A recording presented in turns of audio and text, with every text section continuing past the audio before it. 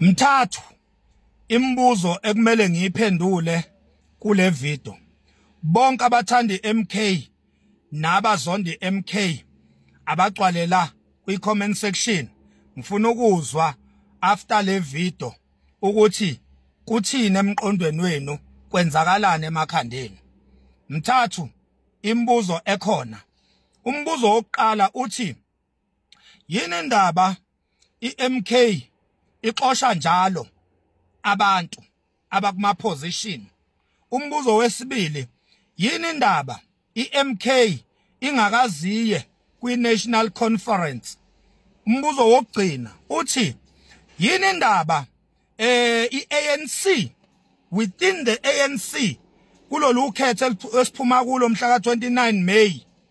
Yini indaba kunabantu beANC ababegqoke izikipa ezinekhanda lika Cyril Ramaphosa kodwa abangazange bayivotela iANC, kunalokho bavotela iMK party, maqede baqhubeka basibiza ngeANC kodwa bengayivotelanga iANC bavotela iMK.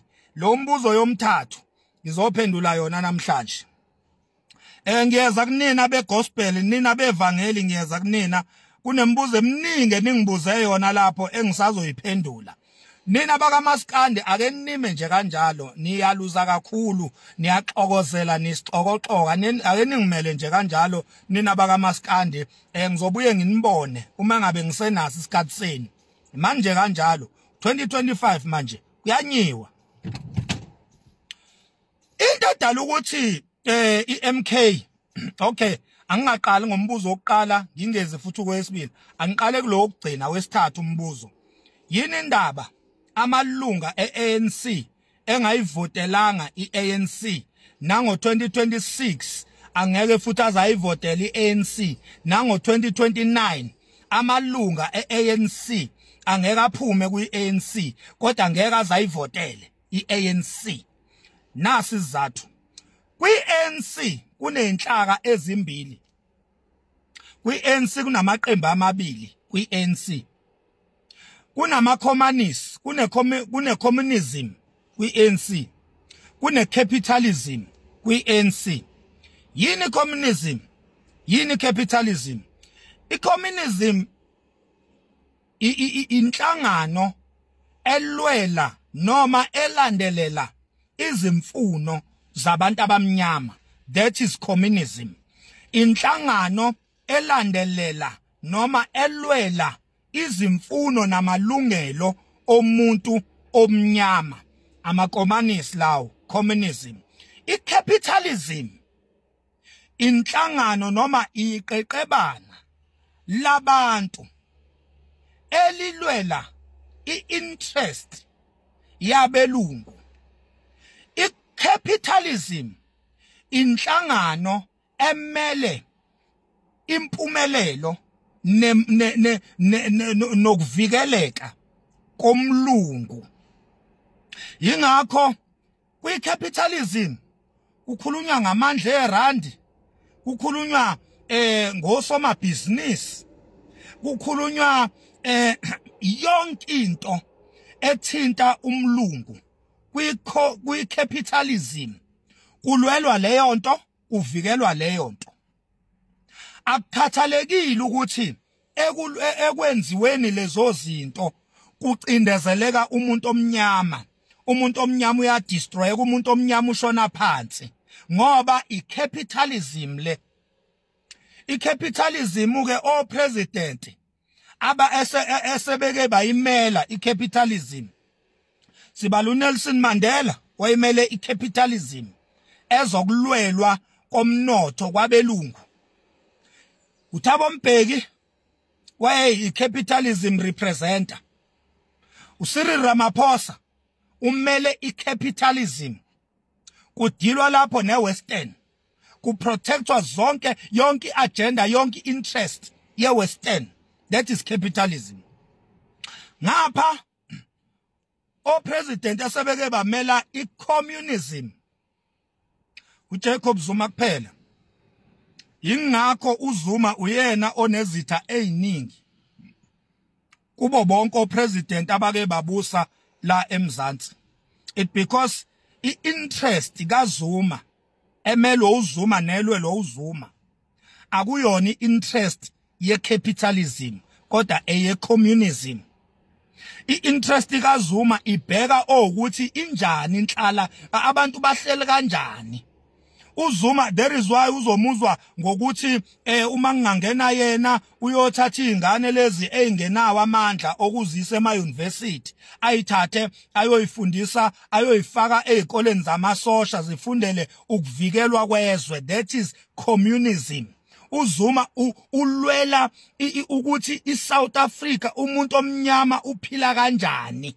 Yingakho kuyipresidency kaZuma uZuma uyena kuphela upresidency owakha izikole, wakha iuniversity I think eMpumalanga, I think wakha iuniversity eMpumalanga, wakha ama university awu2 ngingawabala ukuthi akuphi.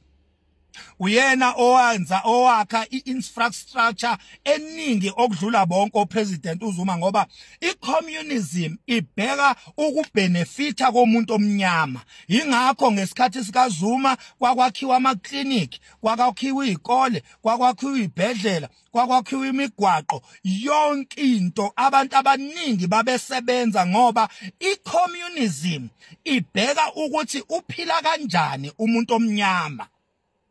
Yingakho uZuma no foundation la khona kubhekelelwa ogogo. Uyabona kubhekelelwa ogogo abamnyama. uZuma ubenzela uChristmas njalo ngoDisemba kuneZuma Foundation ethatha izingane zesikole eziphase kahle iziphushe izinikeze amandla ukuthi ziye ema-university kwi-foundation kaJacob Zuma ngoba i-communism ibheka umphakathi omnyama ukuthi uphila kahle na. That is why mawulalela izipitchi kaZuma uzomuzwe ekhuluma ngeland, umuzwe ekhuluma bonke lezi zinto office must fall zavela ngoZuma, occupation of land without lokuzen, occupy land without compensation zavela noZuma lezo zinto lezo. Oma BEE zavela noZuma zonke lezo zinto ngoba uZuma is the president, is the representative of communism. Ubhekelela abantu abamnyama ukuthi bazuzani bona. Ileso ke izathu. Okay, unumber 1 bewuthi indaba baxoshwe njalo abantu kwi-MK. Yingoba phela uZuma uphuma kuyo i-ANC ene-capitalism ne-communism.